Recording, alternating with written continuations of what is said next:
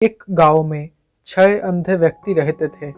एक दिन उनके गांव में एक हाथी आया जो पूरे गांव में चर्चा का विषय बन गया। सब उसे देखने जाने लगे, खास करके बच्चे।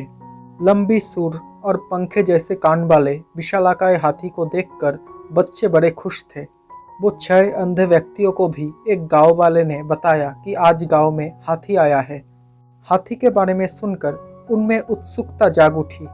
उन्होंने हाथी के बारे में सुना अवश्य था, लेकिन छूकर उसके स्पर्श को महसूस नहीं किया था। एक अंधा व्यक्ति बोला, दोस्तों, इतना सुन रखा है हाथी के बारे में, आज गांव में हाथी आया है तो मैं उसे छूकर महसूस करना चाहता हूँ। क्या तुम लोग नहीं चाहते? उसकी बातें सुनकर दूसरे 5 अंधे व्यक्ति भी हाथी को छूकर महसूस करने के लिए उत्सुक हो उठे। वो सभी उस जगह पर पहुंचे जहां हाथी था। वो हाथी के करीब गए और उसे छूने लगे। पहले व्यक्ति ने हाथी के खंबे जैसे विशाल पैर को छुआ और बोला, ओ, तो हाथी खंबे जैसा होता है। अब दूसरे व्यक्ति के हाथ में हाथी की पूंछ आई, जिसे पकड़कर वो बोला, गलत कह रहे हो दोस्त, हाथी खंबे की तरह नहीं बल्कि रस्सी की तरह होता है। अब तीसरे व्यक्ति ने हाथी की लंबी सूंड पकड़ी और कहने लगा, अरे नहीं, हाथी तो पेड़ के तने जैसा होता है। चौथे व्यक्ति ने हाथी के पंखे जैसे कान छुए और उसे लगा कि बाकी सब गलत कह रहे हैं। वो उन्हें समझाते हुए बोला, हाथी पंखे जैसा होता है। पांचवें व्यक्ति ने हाथी का पेट छूते हुए कहा, अरे तुम सब कैसे अजीब बात कर रहे हो, हाथी तो दीवार की तरह होता है। अब छठे व्यक्ति ने हाथी के दांत को छुआ और बोला, सब गलत कह रहे हो, हाथी कठोर नली की तरह होता है। सब अपनी अपनी बात पर अड़े थे, कोई दूसरे की बात सुनने को तैयार नहीं था। वो आपस में बहस करके अपनी बात सही साबित करने में लग गए। धीरे धीरे बहस बढ़ती गई और झगड़े में तब्दील हो गया। उसी समय एक बुद्धिमान व्यक्ति वहां आया। उन सबको झगड़ते हुए देखकर उनसे पूछा, तुम लोग आपस में क्यों झगड़ रहे हो?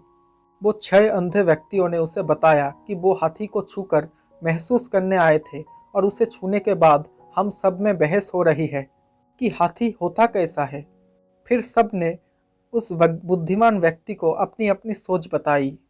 उन सब की बातें सुनकर वो बुद्धिमान व्यक्ति हंस पड़ा और बोला, तुम सब लोग खुद को सही साबित करने के लिए झगड़ रहे हो और सच ये है कि तुम सब सही हो। फिर वो अंधे व्यक्तियों ने बोला, ऐसा कैसे हो सकता है?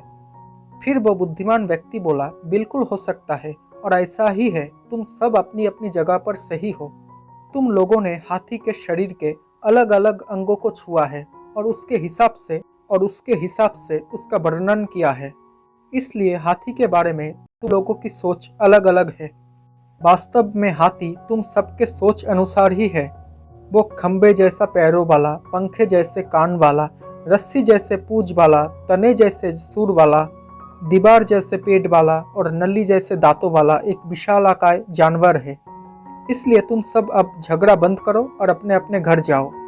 ये सुनकर सब सोचने लगे कि हम सब बेकार में ही झगड़ रहे थे और फिर सब घर लौट गए।